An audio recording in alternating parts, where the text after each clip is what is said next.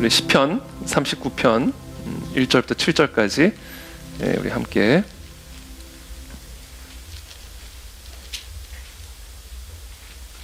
에스더 주일 설교로 해서 오늘 에스더 금식 기도회를 마무리 짓는 주일 설교 말씀 함께 나누겠습니다. 시편 39편 1절부터 7절까지의 말씀 한 절씩 교독하겠습니다.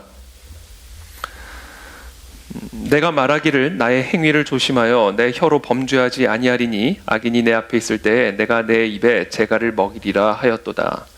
내가 잠잠하여 선한 말도 하지 아니하니 나의 근심이 더 심하도다.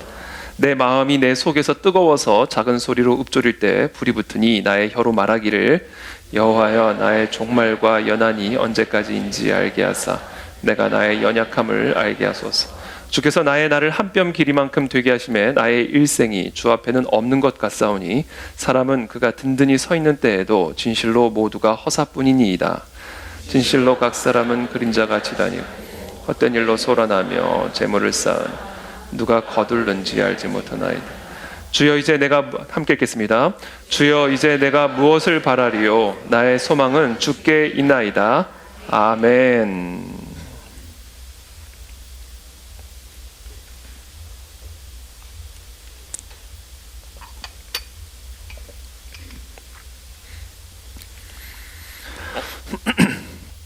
오늘은 시편 39편 1절부터 7절의 말씀으로 교만과 겸손이란 주제를 가지고 하나님의 말씀 우리 함께 나누겠습니다.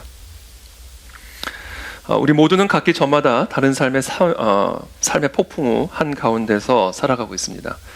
어떤 분들은 내면의 상처로 인한 정서적인 폭풍우 가운데 살아가는 분들도 계시고, 또 어떤 분들은 경제적인 폭풍우 가운데 살아가는 분들도 계시고, 또 어떤 분들은 관계적인 폭풍우나 육체적인 질병의 폭풍우 가운데 살아가는 분들도 계십니다. 이와 같은 삶의 폭풍우는 우리의 삶에 큰 고통을 가져다 주기 때문에 우리는 자연스럽게 다음과 같은 질문을 하지 않을 수가 없습니다. 어떻게 하면 이 고난의 굴레에서 하루라도 빨리 빠져나올 수가 있을까? 도대체 이 고난의 의미와 목적은 무엇인가? 여러분, 우리의 삶에 불어닥친 폭풍우를 이겨낼 수 있는 방법은요, 그 폭풍우의 근원지가 무엇인가를 아는 것에서부터 출발합니다.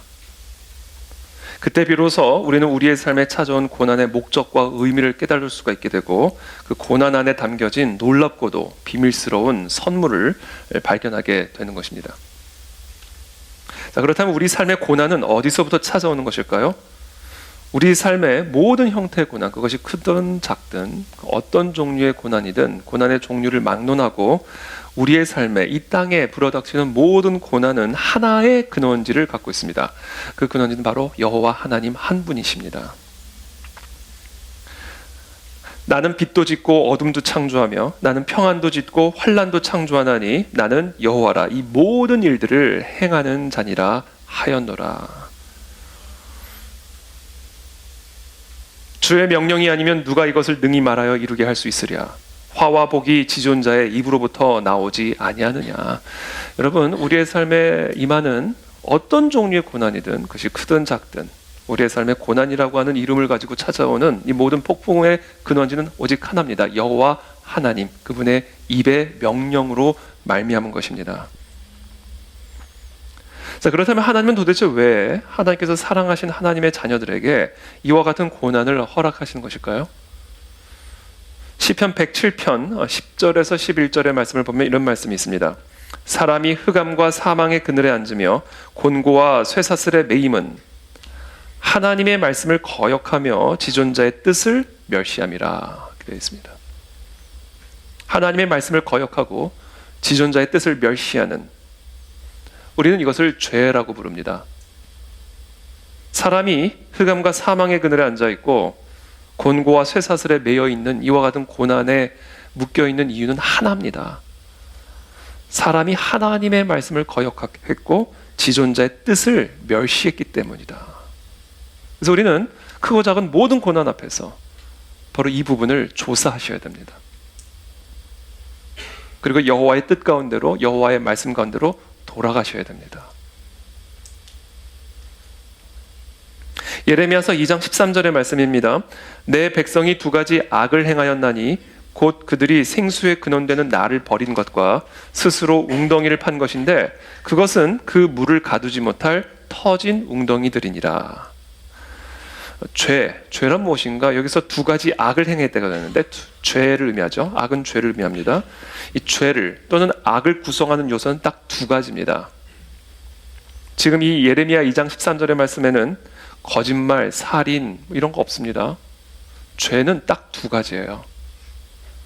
생수의 근원이 되는 하나님을 버린 것. 그리고 두 번째, 내가 스스로 하나님과 같이 되어 나를 위해서 나 스스로 생수의 웅덩이를 판 것. 이게 죄를 구성하는 두 가지 요소입니다. 이 요소 안에 거짓말, 살인, 탐욕, 미움 이런 거 없습니다. 그것들은 다 이 죄의 열매들이라고 제가 애써 금식 기도의 기간에 말씀을 드렸어요. 이 죄의 문제가 해결이 되지 않으면 이 죄의 열매의 문제들은 해결되지 않는다라고 말씀을 드렸습니다. 죄란 무엇인가? 한마디로 표현하면 사람이 하나님의 웅덩이를 버리고 나의 웅덩이를 스스로 판 것. 사람이 하나님의 뜻을 버리고 하나님의 뜻을 떠나 나의 뜻을 따라간 것. 이것이 바로 죄입니다. 그리고 그와 같은 죄의 도착지가 고난인 것입니다. 하나님은 생수의 근원이시기 때문에 하나님을 떠나는 순간 사람은 목이 마르게 되어 있습니다. 하나님은 능력의 근원이시기 때문에 사람이 하나님을 떠나는 순간 그 사람은 무능해지게 되어 있습니다. 하나님은 지혜의 근원이시기 때문에 사람이 하나님을 떠나는 순간 사람은 우둔하고 어리석어지게 되어 있습니다. 하나님은 평강의 근원이시기 때문에 하나님을 떠나는 순간 사람은 두려워하게 되어 있습니다. 마치 불에 손을 대면 화상을 입게 되는 것처럼 생수의 근원이 되시는 하나님, 모든 생명과 축복의 근원이 되시는 하나님을 떠나게 되면 그 사람이 어디로 가서 무엇을 하든 그 사람은 사망에 도착하게 되고 저주에 도달하게 되는 것입니다. 왜냐하면 하나님만이 모든 생명과 축복의 근원이시기 때문에 그렇습니다. 성경에서는 이와 같은 죄를 교만이라고 부릅니다. 그래서 죄와 교만은 정확하게 일치하는 동의어입니다. 교만은 패망의 선봉이요 거만한 마음은 넘어짐의 앞잡이니라. 축복의 근원이 되시는 하나님을 떠나는 교만을 행하면 패망에 이르게 되는 것이죠. 하나님이 우리의 삶에 고난을 허락하시는 이유, 아니 우리의 삶에 고난이 올 수밖에 없는 이유는 바로 우리의 이 죄, 모든 생수의 근원이 되신 하나님을 떠난 우리의 교만 때문인 것입니다. 그러나 이와 같은 고난 안에는 물론 우리의 죄로 인한 심판의 개념이 들어가 있지만, 그러나 하나님의 자녀를 향한 이와 같은 고난은 단순한 우리의 교만으로 인한 심판의 의미만 담겨져 있는 것이 아니라 우리를 향한 하나님의 사랑의 섭리가 동시에 담겨져 있습니다. 그 사랑의 섭리란 무엇인가? 그것은 바로 우리의 고난을 통해 우리의 교만함을 깨닫고 우리의 마음을 낮춰 겸손을 배우게 하시기 위함입니다. 이것이 바로 하나님께서 우리에게 고난을 허락하시는 이유입니다. 교만을 꺾고 겸손한 마음을 가르쳐 주시기 위함입니다. 그래서 우리의 삶에 기쁨이 회복이 되고 평강이 회복이 되고 생수가 다시금 회복이 되게 하시기 위한 것. 이것이 하나님이 하나님의 자녀들에게 이 고난을 허락하시는 단 하나의 이유입니다. 그래서 우리가 이 고난의 출처가 어딘지를 정확하게 이해하는 것에서부터 고난 안에 담겨져 있는 의미와 목적, 그리고 더 나아가 이 고난을 이겨낼 수 있는 비밀을 발견할 수 있다라는 겁니다. 그러므로 그가 고통을 주어 그들의 마음을 겸손하게 하셨으니, 그렇죠? 고통을 주시는 이유는 하나예요. 우리에게 겸손하게 하시기 위함입니다.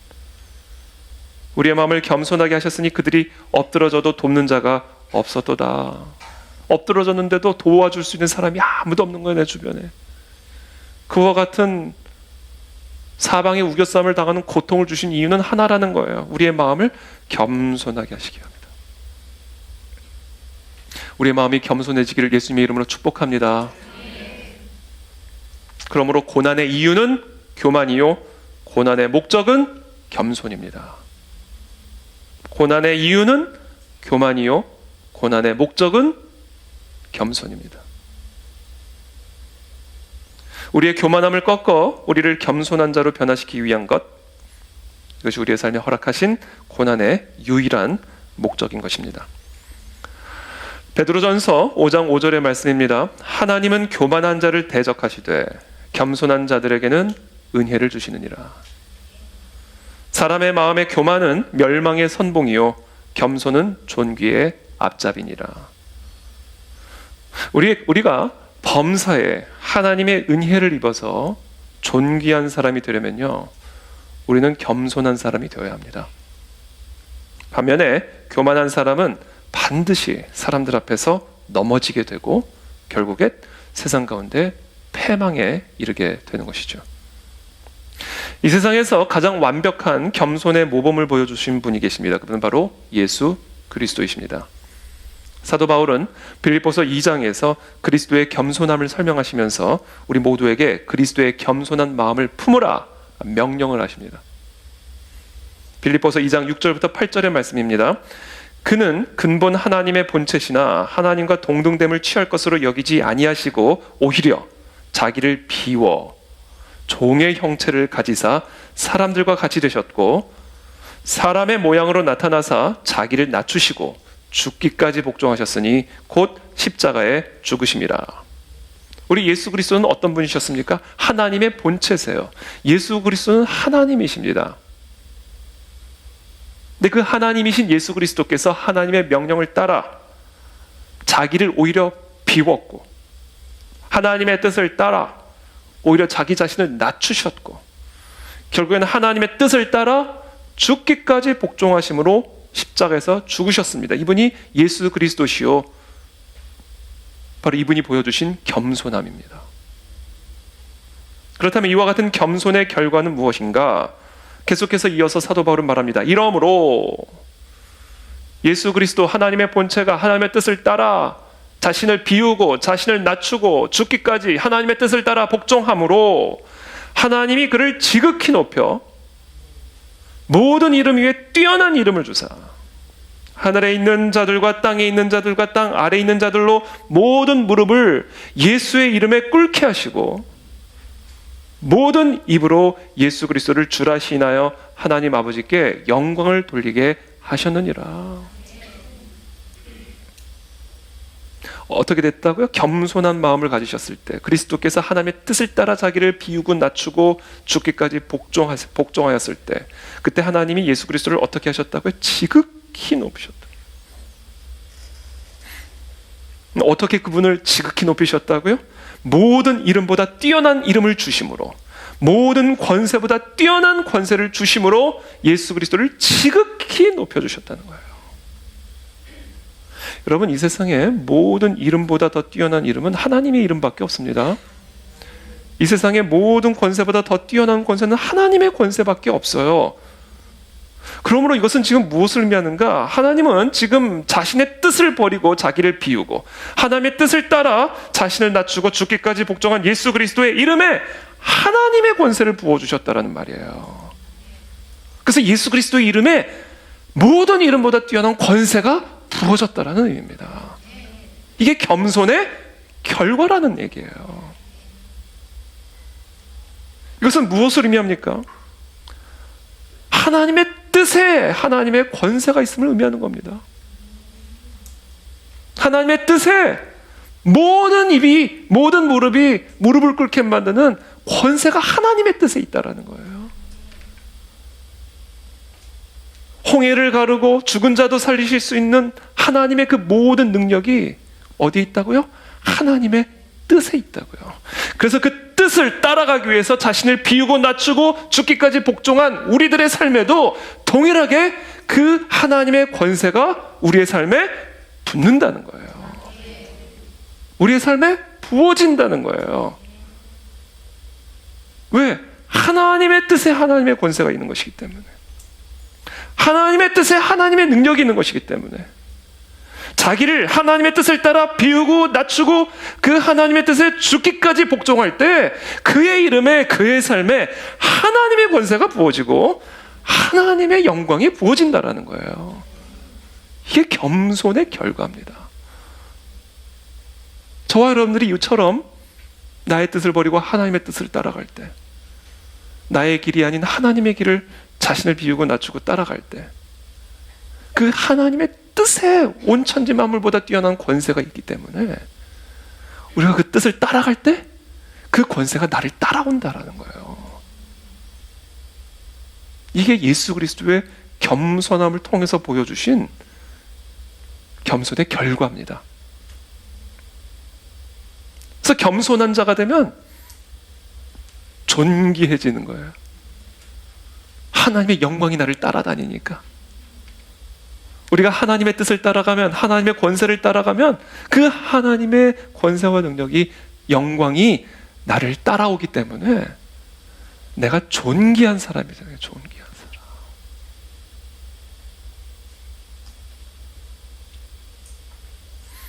그렇게 존귀한 분들이 되시기를 예수님의 이름으로 축복합니다. 겸손함입니다. 이게 겸손함.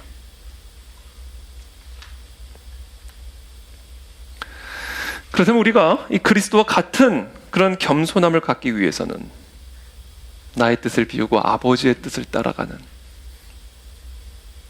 내가 보기에 그렇게 좋아 보이고 탐스러워 보이는 그 길을 버리고 아버지의 길을 따라가는 그런 겸손함을 우리가 갖기 위해서는 어떻게 해야 될까?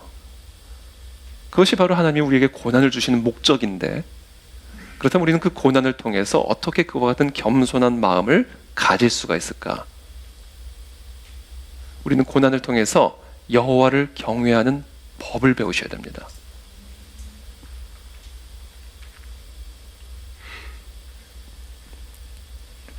우리가 육안으로 어떤 사물을 보려고 하면 반드시 빛이 있어야 됩니다.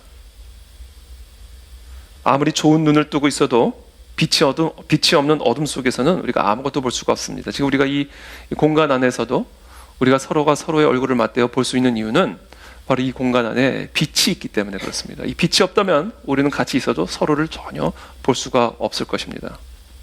자, 그와 마찬가지로 우리의 육안이 아닌 우리의 영안으로 하나님을 보기 위해서도 마찬가지로 빛이 필요합니다. 그 빛이 무엇일까? 우리의 영안을 밝게 하여서 살아계신 하나님을 보고 그 하나님의 세계를 보고 그 하나님의 주권과 권위와 그 하나님의 위대하심을 볼 수 있게 만들어주는 그 영안을 밝혀주는 그 빛이 무엇일까? 그 빛이 무엇이냐면 바로 여호와를 경외하는 마음이에요. 저와 여러분들의 마음 안에 여호와를 두려워하는 마음이 있을 때, 그때 비로소 우리는 여호와의 위대하심을 볼 수 있는 빛을 갖게 되는 겁니다. 여호와를 경외하는 마음, 여호와를 두려워하는 마음, 이 마음이 우리의 영안으로 하여금 살아계신 하나님과 그분의 위대하심을 볼 수 있게 만들어주는 빛입니다. 저는 오늘 그 빛이 우리의 모든 심령 속에 붙게 되기를 예수님의 이름으로 축복합니다. 이 빛이 있어야 돼요. 시편 36편 1절부터 2절의 말씀입니다. 악인의 죄가 그의 마음속으로 이르기를. 여기서 말하는 악인이란 교만한 자예요. 교만한 자의 죄, 교만함이 그의 마음속으로 이르기를 그의 눈에는 하나님을 두려워하는 빛이 없다 하니, 그가 스스로 자랑하기를 자기의 죄악은 드러나지 아니하고 미워함을 받지도 아니하리라 함이로다. 이게 교만한 자의 마음이에요. 교만한 자의 마음에는요, 여호와를 두려워하는, 경외하는 빛이 없어요. 그러니까 마음으로 스스로 자랑하는 거예요. 나의 죄악은 드러나지 아니하고 미워함을 받지도 아니하리라. 하나님을 볼 수 있는 눈이 없어요. 눈은 있죠. 빛이 없어요. 빛이 없으니까 눈이 없는 것이나 마찬가지예요. 스스로 고백하는 겁니다. 내 마음 안에는 여호와를 경외하는 마음에 빛이 없다. 한마디로 하나님이 눈에 안 보인다. 그러니까 이런 교만한 말이 나오는 거예요. 누가 내 죄악을 알리요? 누가 내 죄악을 심판하리요?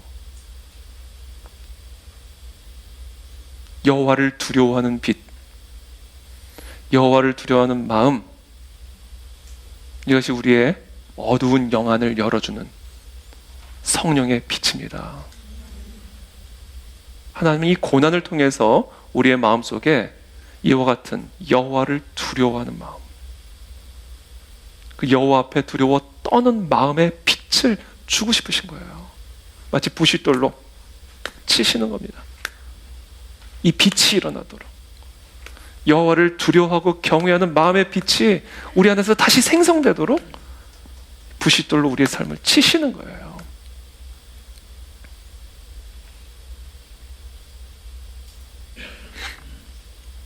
저는 그 마음의 빛이 오늘 이 시간 우리의 심령 속에 살아날 줄을 믿습니다.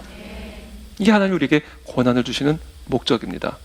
자, 그렇다면 우리가 이 고난 속에서 어떻게 해야, 이 고난에 대해서 어떻게 반응해야 우리의 마음속에 여호와를 경외하는 마음의 빛이 일어나 하나님의 위대하심을 볼 수 있는 영안이 일어날 수가 있을까? 하나님의 그 영적 세계를 볼 수 있는 눈이 열릴 수가 있을까? 첫 번째입니다. 고난 속에서 우리의 마음에 여호와를 경외하는 마음의 빛이 일어나게 하려면 고난 앞에서 여러분들이 입을 다무셔야 됩니다. 침묵을 하셔야 됩니다. 그것이 우리의 마음속에 여호와를 경외하는 마음의 빛이 일어날 수 있는 방법이에요.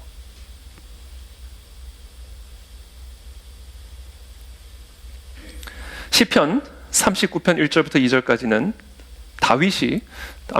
다윗은 예수님만큼이나, 예수님보다 더하다고 말할 수는 없지만 예수님만큼이나 삶에서 큰 어려움과 고난과 환난들을 끊임없이 겪었던 인물이죠.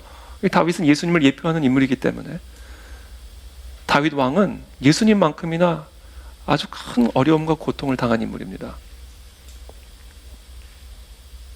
자, 그와 같이 다윗의 삶에 환난이 찾아왔을 때, 삶의 폭풍우가 찾아왔을 때 다윗은 어떻게 그 환난에 대처했고 행동했는가? 그게 오늘 본문의 말씀이죠. 시편 39편 1절부터 2절까지의 말씀 우리 다 함께 한번 읽어보겠습니다. 시작.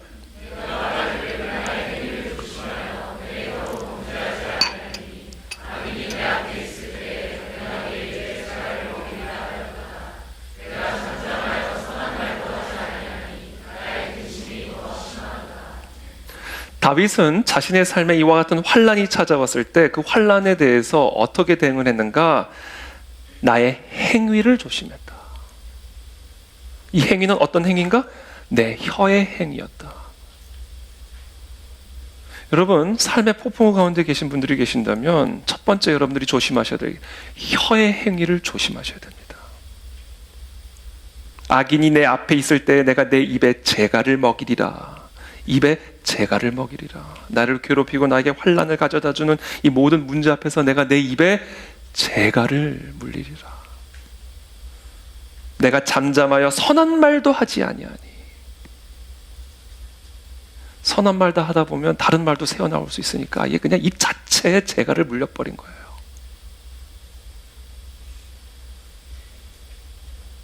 고난 앞에서 여러분 절대적으로 고난에 대해 침묵하셔야 됩니다. 그때 우리의 마음에 여호와를 경외하는 마음에 빛이 일어나요. 왜 그럴까요? 모든 고난은 하나님으로부터 나오는 거예요. 모든 고난은 하나님으로부터 나오는 거예요.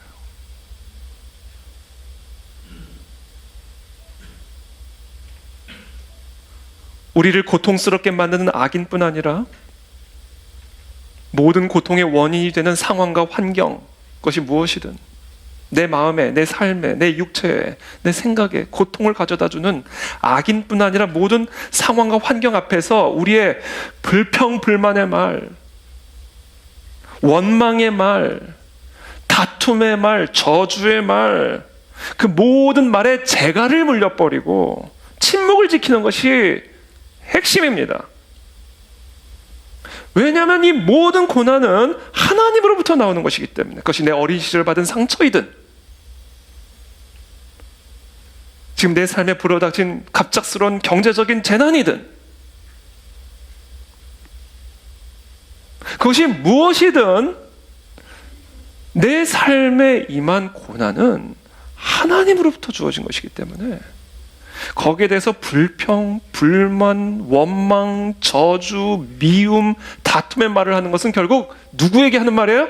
하나님에게 하는 말이에요. 그러니까 그때 그 입에 재갈을 물릴 때 우리는 답답하고 고통스럽지만 그것을 통해 여호와를 경외하는 마음의 빛이 내 안에서 생겨나는 것을 경험하게 되는 거예요. 하나님이 하신 일입니다. 너무 아프고 너무 고통스럽고 너무 후회되지만 하나님이 허락하신 일입니다.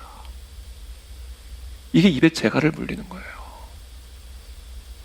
그때 내 마음 안에 여호와를 경외하는 마음의 빛이 조금씩 밝아지면서 그게 결국은 우리의 삶을 환하게 비추게 되는 겁니다.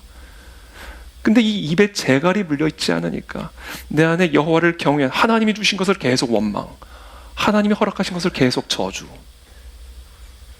그러니까 내 마음 안에 여호와를 경외하는 마음의 빛이 일어나지를 못하는 거예요. 그러니까 내 삶은 계속 어두움, 계속 원망, 계속 슬픔, 거기에 그냥 묻혀버리게 되는 겁니다. 그러니까 저와 여러분들의 삶에, 마음에 여호와를 경외하는 마음의 빛이 일어나게 하려면 고난 앞에서 입에 재갈을 물리셔야 됩니다. 결단하십시오. 나의 행위를, 내 혀의 행위를 조심하리라.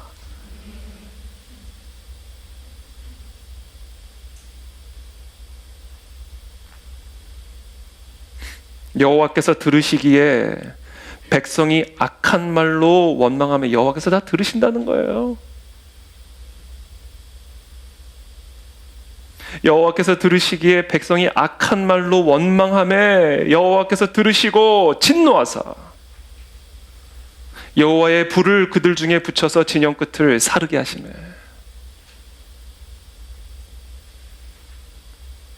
여호와를 경외하는 마음의 빛이 내 마음에 붙어야 되는데 입에 재갈을 물려놓지 않고 혀의 행위를 조심하지 않고 내게 닥친 환난과 고난과 내 모든 상처로 인해 끊임없는 불평, 원망, 저주, 미움, 다툼, 정죄, 자기 연민, 자기 변호 끊임없이 내뱉으니까 그걸 여호와께서 들으시고 진노의 불을 그 삶에 붙여버리는 거예요.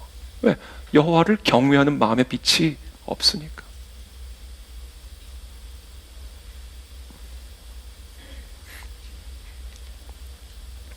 예수님이 환난을 당할 때 어떻게 하셨습니까?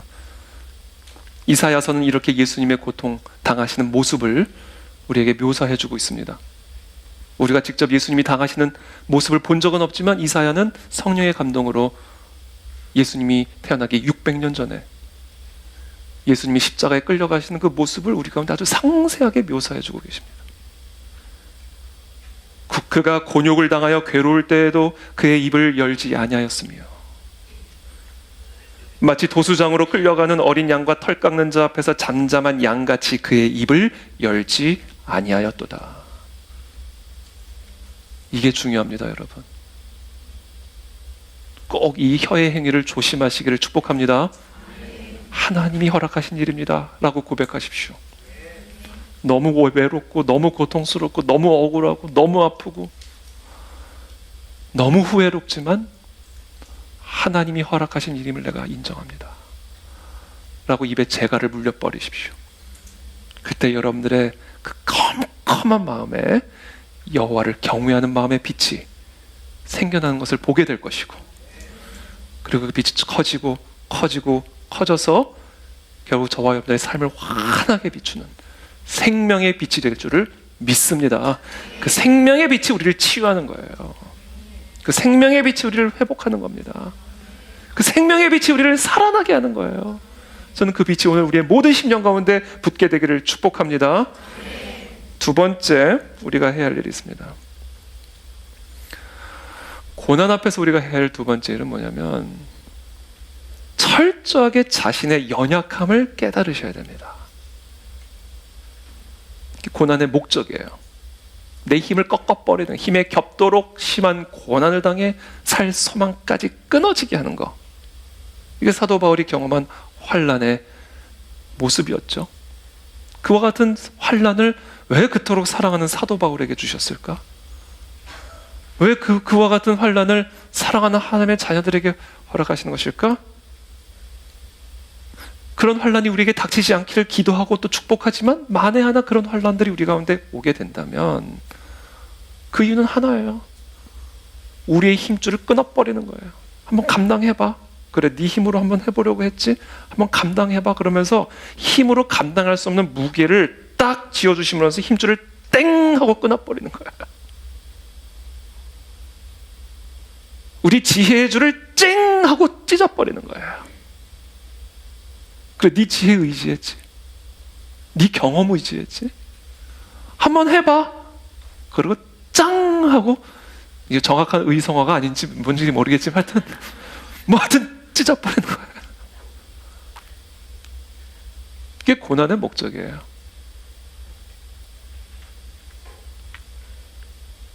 그러니까 우리가 고난 앞에서 내 마음 안에 여호와를 경외하는 마음의 빛이 일어나게 하려면 뭐를 해야 돼요? 이 고난 앞에서 우리는 우리의 모든 마음과 생각을 철저하게 나의 연약함을 묵상하는 데 집중시켜야 됩니다. 내가 얼마나 연약한 존재인가. 내 지혜가, 내 능력이, 내 방법이 이게 얼마나 어리석고 연약한 것인가를 이 고난 앞에서 깊이 묵상할 때 그때 우리의 마음에 여호와를 경외하는 두려워하는 마음의 빛이 쨍 하고 살아나기 시작합니다.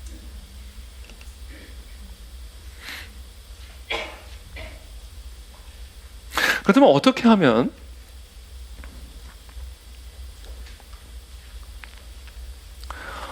하면 우리가 이 연약함을 깨달아 알 수가 있을까요?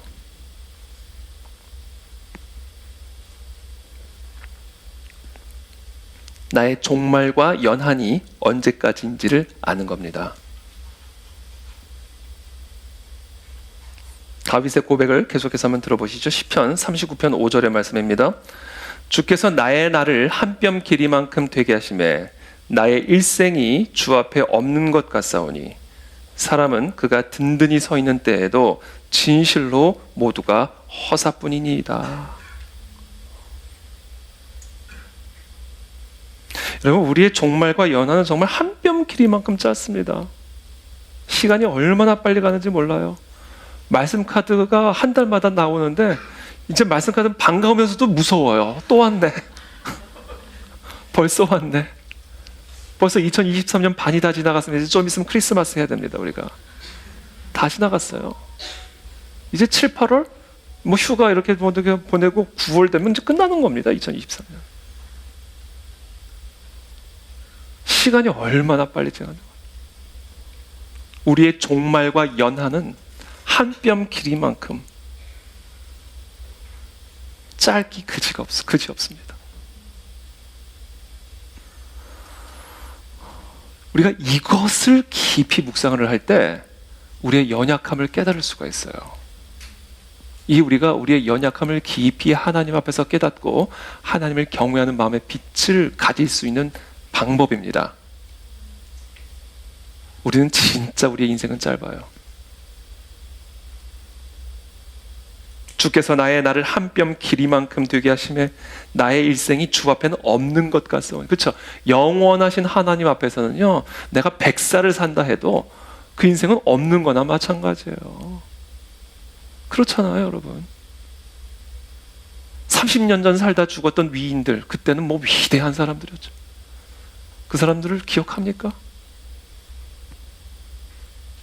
여러분들이 죽으면 여러분들을 기억할 것 같으세요? 누가 기억할 것 같으세요? 여러분들의 가족이 여러분들을 기억할까요? 물론 몇 년간은 기억할 거예요. 그때 그랬지.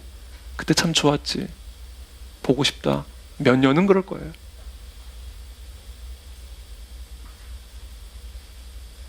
그러니까 우리 일생은요, 연한 자체도 한 뼘 길이만큼밖에 되지 않을 뿐더러 영원하신 하나님의 눈에 보기에는 그건 없는 인생이나 마찬가지예요. 우리는 그거를 기억할 때 그 하나님을 두려워하는 마음이 내 안에서 생겨난다고요.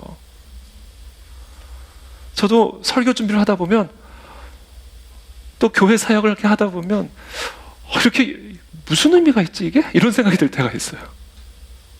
교회를 잘 세우려고,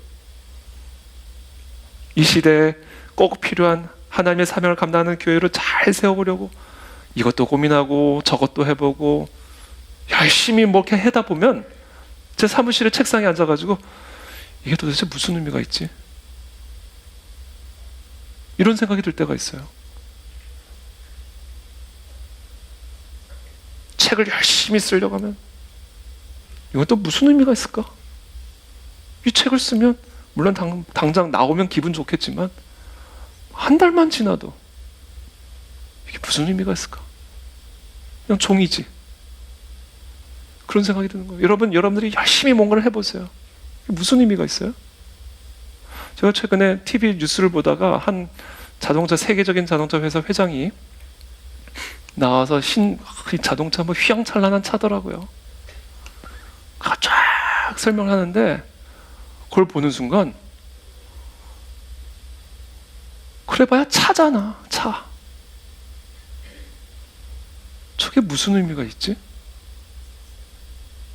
저 차를 팔려고 그렇게 평생 손바닥밖에 되지 않은 이 종말과 연한을 가지고 결국 평생 밤낮을 가리지 않고 하는 일이 결국은 저 고철덩어리 파는 일이라고?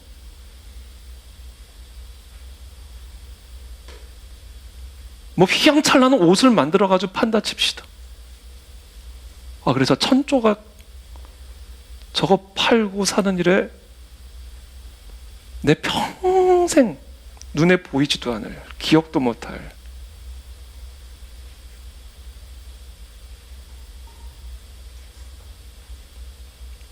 전화기를 평생. 대단한 전화기죠. 평생 신발 팔고. 그래봐야 신발이잖아요. 그러니까 우리가 지금 이 땅에서 정말 이 손바닥 한 뼘밖에 되지 않는, 누구도 기억하지 못할 인생을 살면서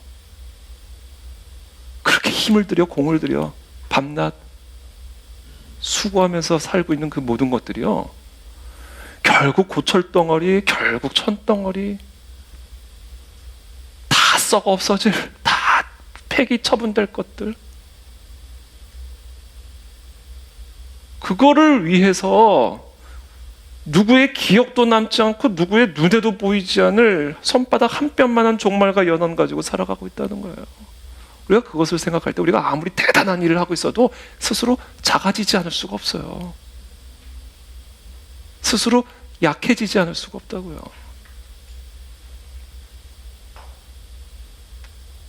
그래서 그 사람이 아무리 든든히 서 있어도, 젊음을 가지고 건강을 가지고 세상에 대단한 업적을 가지고 그 사람이 아무리 이 땅에 든든히 딱 서 있는 것처럼 보여도 먼지 허사다, 허사. 아무도 기억 못해. 남아있지도 않아요. 그것을 깊이 고난 앞에서 묵상을 하는 거예요. 내 지혜로 내 능력을 이렇게 세워놓는데 한순간에 스르르,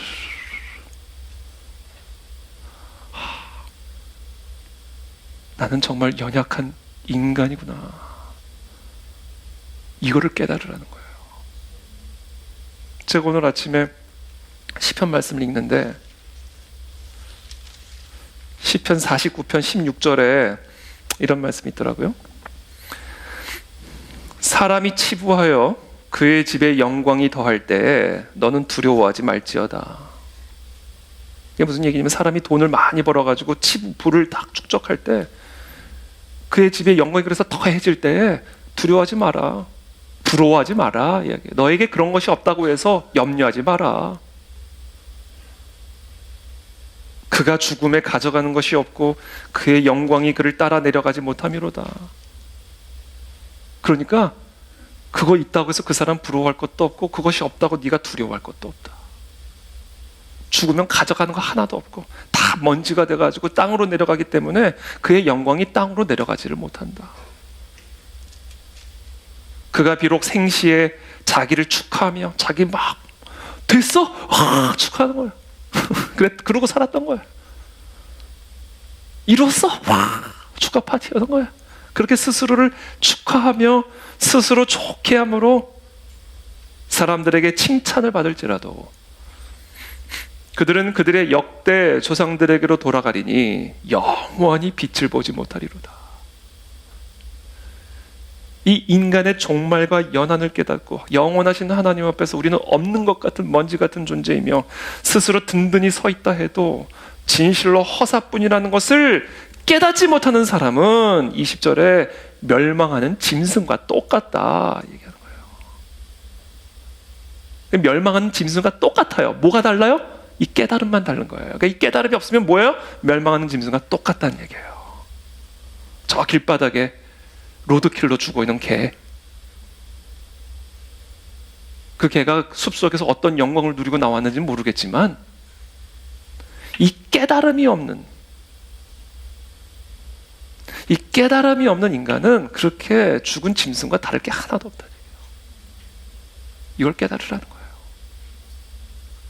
이 연약함을 우리가 깊이 깨달을 때 그때 우리 안에 여호와를 경외하는 마음의 빛이 쫙 올라오면서 어떻게 돼요?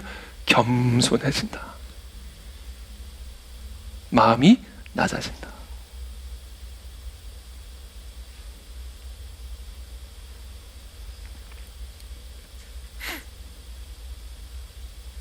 그렇게 겸손해지면 어떻게 돼요? 7절의 말씀이죠.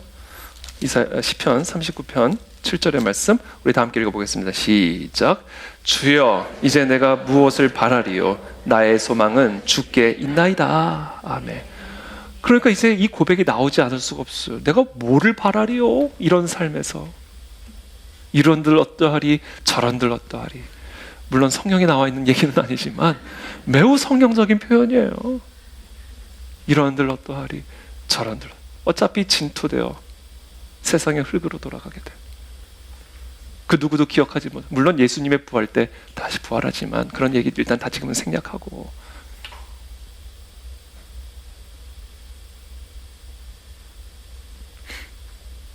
결국 무엇을 바라리요? 내가 바라는 거 하나. 나의 소망은 오로지 주 하나님, 영원하신 하나님 한 분밖에 없습니다.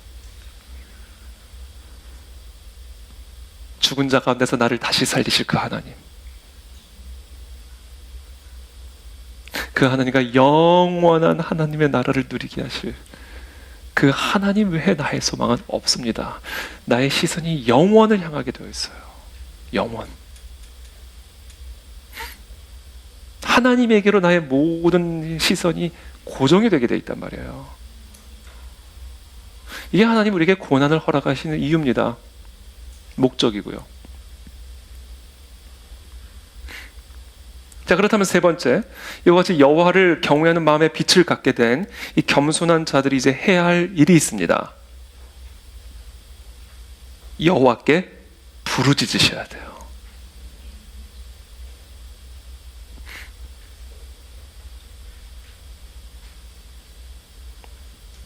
어떻게 하면 내 고난 안에서도 침묵할 수 있을까?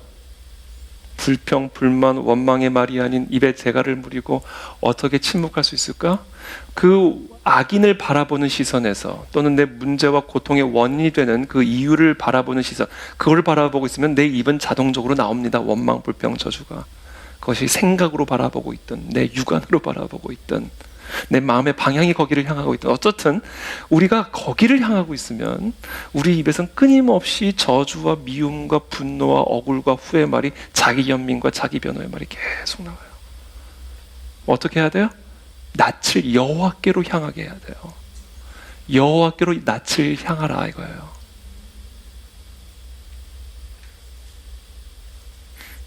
그러므로 우리의 마음에 여호와를 경외하는 마음에 비치는 자들은 겸손한 자들은 이제 뭐 하는가? 우리의 낯을 여호와께로 향하고 여호와께 뭐 하기 시작한다? 부르짖기 시작한다. 이게 침묵과 스스로의 연약함을 깨달은 자들이 마음의 빛을 가지고 여호와를 경외하는 마음의 빛을 가지고 하게 되는 일입니다. 겸손한 자는 어떤 자예요? 부르짖어요. 항상 부르짖습니다. 그렇게 하면 살 수가 없으니까. 시편 107편 13절부터 14절입니다. 이에 그들이 그 환난 중에 여호와께 부르짖으매. 이게 환난을 통해서 겸손을 배운 자의 특징이에요. 환난 중에 여호와께 부르짖으매 그들의 고통에서 구원하시되 흑암과 사망의 그늘에서 인도하여 내시고 그들의 얽어맨 줄을 끊으셨도다. 부르짖으면 어떤 일이 일어나요? 하나님이 우리의 모든 묶인 것들, 얽어맨 줄들을 끊어내시고 흑암과 사망에서 건져내시는 일을 하신다.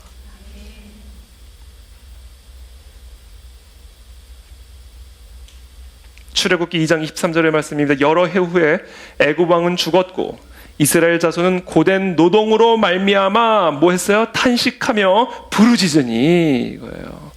고된 노동으로 말미암아 그 고된 노동을 주는 바로에 집중한 게 아니에요. 그래서 입에 저주와 원망과 미움의 말로 퍼부은 게 아니에요. 거기서 바로 여호와께로 낯을 돌려 탄식하며 여호와께 부르짖었다는 거예요. 이게 여호와를 경외하는 겸손한 자의 모습입니다. 그 고된 노동으로 말미암아 부르짖는 소리가 어떻게 됐다고요? 하나님께 상달된지라.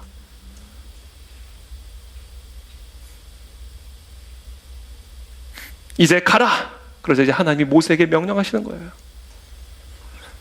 애굽의 노예로 고통 가운데 있는 이 이스라엘 백성들이 그 고된 노동 고통으로 말미암아 여호와께 부르짖을 때 어떤 일이 일어나요? 하나님이 모세에게 명령하시는 겁니다. 이제 가라. 하나님의 일이 시작이 되는 거예요.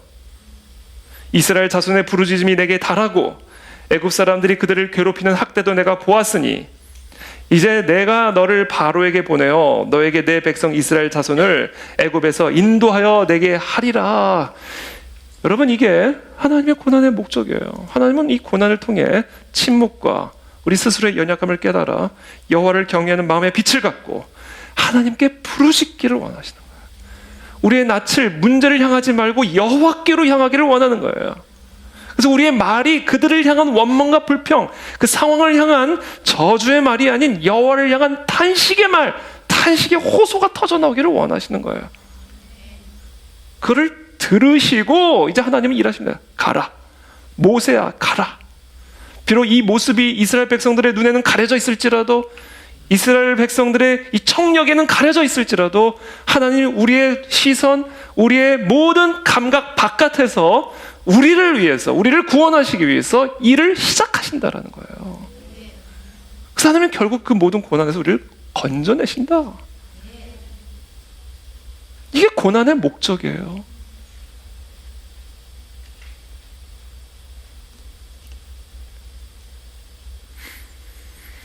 그렇기 때문에 우리가 이와 같은 고난의 의미와 목적을 정확하게 알았다면 이걸 하셔야 됩니다, 여러분.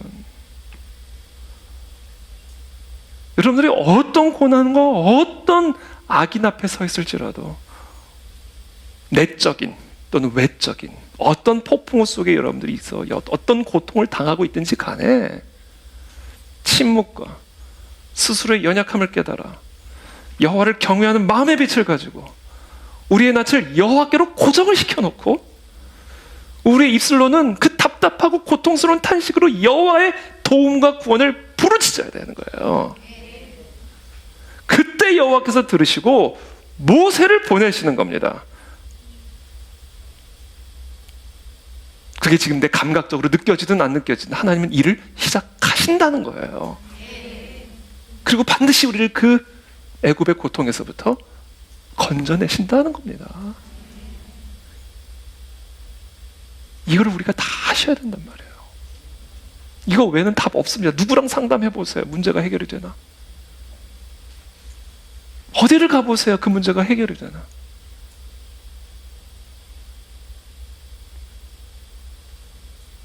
이 고난으로 인한 기나긴 방황을 이제는 멈추십시오.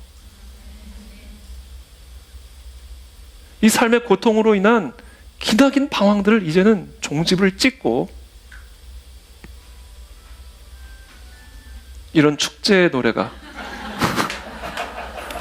우리의 삶에 울려 퍼지도록 오늘 뭐 성령께서 효과음까지 그냥 딱딱딱딱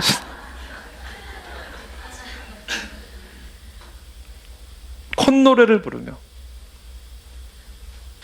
신바람이라는 단어는 좋은 단어는 아닙니다만 성령의 바람을 부르며 그런 인생을 우리가 살아가야 되는 거죠. 이게 하나님이 우리를 향한 뜻이에요. 그러니까 너희를 향한 생각을 내가 안 하니 재앙이 아니다. 미래를 주기 위한 것이다. 소망이다. 너를 향한 나의 생각은.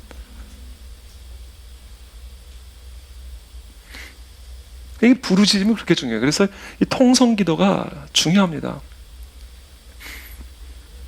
부르짖는 거예요. 근데 우리 지금 여기 계신 분들 가운데 혹시 초신자, 우리 교회에 이제 최근에 오신 분들 또는 최근에 이제 신앙을 갖게 되신 분들도 이제 계시는데, 이제 우리 초신자분들 같은 경우는 이게 조금 부담스러울 수가 있어요.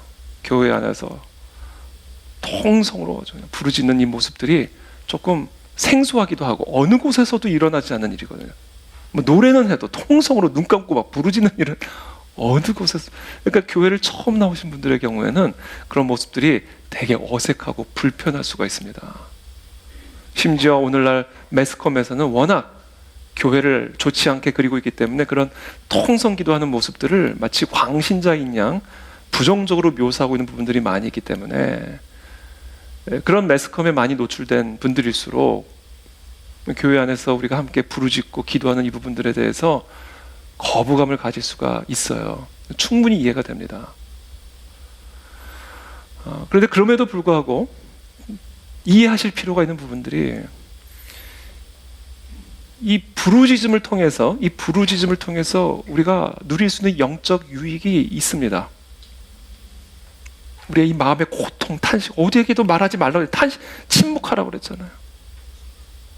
그러니까 다윗도 고백하잖아요. 내 마음에서 막 불이 올라온다. 근심이 더해진다. 침묵하니까. 그러니까 이 침묵하니까 마음의 고통은 더해지고, 그럼 말을 해야 좀 풀리잖아요. 그래도 예? 붙잡아 놓고 누구를 대놓고도 또 말을 해야 뭔가 풀릴 텐데, 좋은 말조차도 하지 않고 입에 재갈을 물려놓고 고통과 환난 속에 있으니까 마음에 막 불이 올라오는 거예요. 불이. 다윗의 고백은 뭐예요? 그 불을 나를 고통스럽게 만든 상황이나 그 악인들에게 쏟아붓지 말고, 그러면 그 여호와를 저주하는 행위니까.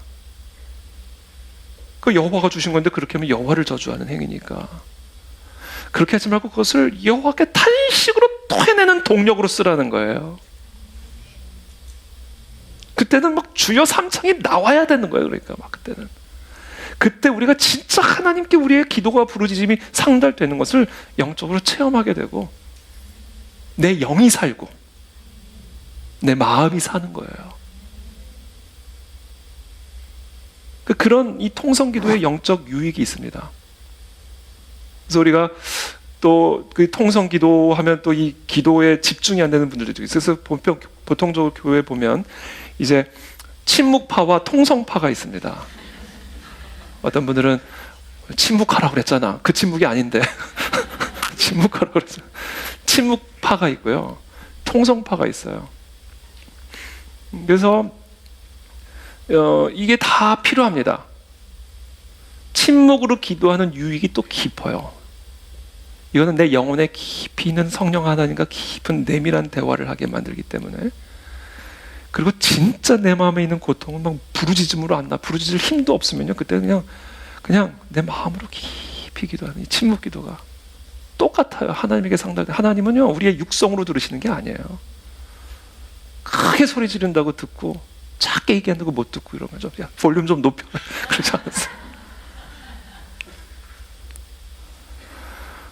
이게 다른 방법인 겁니다. 그 사람의 당시 영적 상황이나 상태에 따라 그때 다른 거예요. 그래서 우리 교회는 기본적으로 일반적으로는 새벽에는 좀 침묵 기도로 깊이, 어차피 또 짧은 시간이기 때문에 깊이, 짧고 굵게 깊이 하나님과 교제하는 시간을 갖도록 침묵 기도 중심으로 좀 가는 편이고, 금요 철야 기도회나 특별히 주일 예배 같은 경우에는 좀 합심으로 소리를 내서, 특히 금요 철야 같은 경우에는 또는 에스더 금식 철야 때는 이렇게 소리를 부르짖으면서 기도하는 거예요. 이게 다 양쪽에 영적 유익이 있습니다. 그래서 혹시 이 서로가 서로에게 조금 불편한 기도의 성향이라 해서 생각하지 마시고, 이게 다 양쪽에 영적 유익이 있다는 사실을 여러분들이 이해를 하시고, 침묵 기도가 필요하면 새벽에, 그러나 또 때로는 부르짖는 기도로 금요철에 그래서 우리가 이것을 다 같이 양날개로, 침묵과 통성의 양날개로 우리가 하나님께로 날아갈 수 있게 되기를 예수님으로 축복합니다. 특별 우리 교회 가운데 이제 초신자분들 같은 경우에, 우리 교회 처음 이제 오신 우리 초신자분들 같은 경우에 혹시 그 부분에 대해서 마음의 불편함이나 또는 부정적인 생각이 든다 하실지라도 이런 영적 유익이 있음을 이해해 주시고 오해하지 마시고 그렇게 함께 기도할 수 있으면 좋겠다는 그런 생각이 듭니다. 특히 방언기도. 방언기도는 초신자들은 정말 이거는 아니에요. 이거는 진짜 초신자적인 방언기도는 이건 아닌 거예요. 그래서 지금까지 여러 분들이에요. 주여 삼창에 방언까지 더해지니까 교회 못 다니겠다는 거예요. 그러니까 우리 방언에 익숙한 기도하시는 분들도 특히 주일 같은 경우는 이제 앞으로 우리가 초신자들도 많이 오실 거고 또 많이 오셔야 되고 영적인 성숙도가 사람들마다 다 다양하기 때문에 우리가 주일 예배 같은 경우는 방언 기도도 사실은 조금 절제해도 괜찮아요. 절제해도 괜찮습니다. 그래서 우리가 꼭 방언을 해야만 하나님을 만날 수 있는 건 아니거든요. 그건 진짜 철저하게 나의 유익을 위한 기도이기 때문에 방언 기도는 그렇기 때문에 우리가 함께 예배를 드리는, 특별히 주일 예배 같은 경우에는 다양한 영적인 단계에 계신 분들이 함께 어우러져서 예배를 드리는 예배니까 그런 것들을 우리가 조금 염두에 두고 조금 스스로 절제하면서 그렇게 우리가 함께 침묵으로, 때로는 통성으로, 경우에 따라 때로는 방언으로 여호와께 부르짖음으로 우리가 하나님께 나아갈 수 있게 되기를 바랍니다. 마지막으로 네 번째입니다. 우리가 그렇게 여호와께 부르짖을 때 무슨 일이 일어나는가? 여호와의 말씀이 임합니다. 음성이 임합니다. 여호와를 경외하는 마음의 빛으로 여호와께 우리의 낯을 향하고 여호와께 부르짖기 시작할 때 그때 하나님의 음성이 내 안에 임합니다. 시편 107편 17절부터 20절입니다. 미련한 자들은 그들의 죄악의 길을 따르고 그들의 악을 범하기 때문에 고난을 받아 그들은 그들의 모든 음식물을 싫어하게 되어 사망의 문에 이르렀도다. 이에 그들이 그들의 고통 때문에, 고통으로 말미암아 뭐 했다고요? 여호와께 부르짖음에. 겸손한 자의 특징이에요. 그가 그들의 고통에서 그들을 구원하시되. 어떻게 구원하셨다고요? 이 구원하는 구체적인 방식이 있어요. 여호와께 부르짖으면 여호와께서 그들을 구원하시는데 그 여호와께서 그들을 구원하시는 구체적인 방법이 있어요. 그게 뭐냐면 그가 그의 뭐를 보내요? 말씀을 보내요. 그들을 고치시고 그들에게 말씀을 보내요. 위험한 지경에서 그들을 건져내시는도다. 뭐를 보내신다고요? 말씀을 보내주신다고요. 이 말씀이 여러분을 궁극적으로 구원하시는 하나님의 구원자이십니다.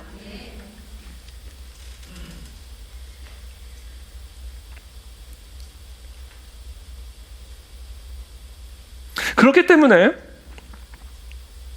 우리는 우리를 괴롭히는 환난 속에서 우리를 괴롭히는 고통스럽게 만드는 악인 앞에서 그 환난과 그리고 그 악인과 피 흘리기까지 싸울 것이 아니라 우리로 하여금 이 하나님의 말씀 앞으로 나가지 못하게 만든 우리의 나태함, 이 하나님의 말씀 앞으로 나가지 못하게 만드는 나의 육신의 정욕, 우리의 분주함과 피 흘리기까지 싸워야 된다는 거예요. 왜냐하면 우리를 이 환난에서 구원하시는 분은 이 말씀이시기 때문에요. 태초에 말씀이 계시니라. 그 말씀이 하나님과 함께 계셨고 그 말씀은 곧 하나님이시라. 이 말씀이 육신이 되어 우리 가운데 거하시며 하나님의 독생자의 영광의 은혜와 진리가 충만하더라. 말씀 앞으로 나갈 때 그리스도가 우리의 삶에 오십니다. 그리스도가 우리의 삶에 오셔요. 마치 하나님이 모세를 보내시듯 그리스도가 우리 가운데 오십니다. 그리고 그분의 따뜻한 음성으로 일어나라. 네 죄사함을 받았느니라. 눈을 뜰지어다. 일어나 걸으라. 살아날지어다. 음성이 많은 거예요. 그 음성이 우리를 흑암과 사망의 그늘에서부터 건져내시는 구원자이십니다.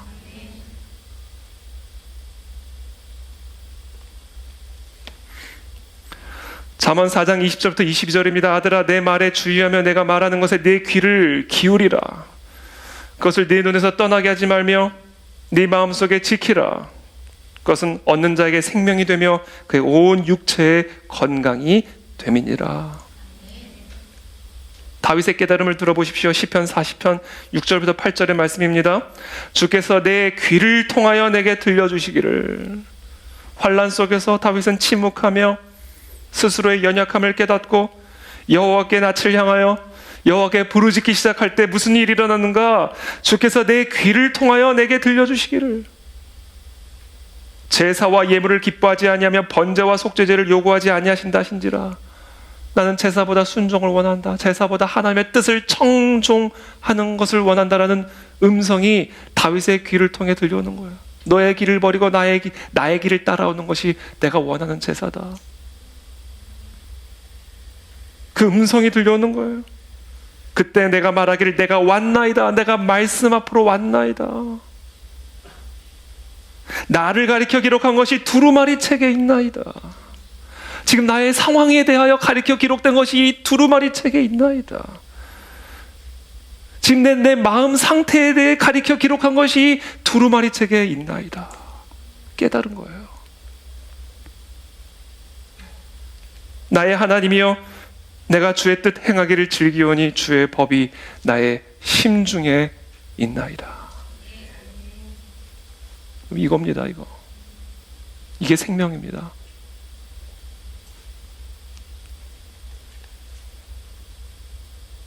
로마로 압송되는 바울, 한 배를 타고 로마로 압송이 되는 바울이 탄 배에 유라굴로 광풍이 임합니다. 이 광풍으로 인해서 항해가 위태로워지기 시작하자 며칠 동안 해도 보이지 않고 별도 보이지 않는 흑암 속에서 사람들은 급기야 살기 위해서 배에 있는 물건들을 다 바다에 던져버리기 시작합니다. 구원의 여망마저 완전히 사라진 그 상황 속에 사도 바울이 그 많은 사람들 틈바구니에 서서 광풍을 만난 그 배 안에 서서 다음과 같이 담대하게 외칩니다. 내가 속한 바 곧 내가 섬기는 하나님의 사자가 어젯밤에 내 곁에 서서 말하되, 바울아, 두려워하지 말라. 네가 가이사 앞에 서야 하겠고 또 하나님께서 너와 함께 항해하는 자를 다 네게 주셨다 하였으니 그러므로 여러분이여 안심하라. 나는 내게 말씀하신 그대로 되리라고 하나님을 믿노라. 이 하나님의 음성을 들음으로 광풍 속에서도 모든 사람들이 구원의 여망이 완전히 사라진, 힘에 겹도록 살 소망까지 끊어진 그런 상황 속에서 사도 바울의 하나님의 음성이 들리는 거예요. 겸손한 사람은 이렇습니다, 여러분. 겸손한 사람은 이래요. 거기서부터 여호와를 경외하는 빛, 폭풍우를 잠잠케 할 수 있는 권능을 가진 하나님, 바다를 창조하신 그 하나님, 그분을 두려워하는 마음에 빛이 있으니까 그 빛이 이제는 그 배에 같이 환난을 당한 모든 사람들에게 비춰지는 거예요. 세상은 이 빛을 우리를 통해서 보기를 원하는 겁니다. 너희는 세상의 빛이요 말씀하실 땐 바로 이 빛이에요, 여러분. 이 빛입니다. 저 오늘 그 빛을 강남역 한복판에서 우리가 비출 수 있게 되기를 바랍니다. 여호와를 경외하는 마음의 빛, 그 빛을 우리에게 주시옵소서. 그리고 그 빛이 한반도를 비추게 하여 주시옵소서. 역사의 주관자 되신 하나님, 이 민족의 주인 되신 그 하나님, 내 인생의 주관자 되신 그 하나님, 이 민족이 처한 광풍 앞에, 내 삶이 처한 이 모든 환난 앞에 여호와를 경외하는 마음으로 여호와께 낯을 향하여 부르짖나이다. 여호와의 음성으로 임하여 주시옵소서. 근데 그 음성이 오늘 이 말씀이에요. 두려워 말라.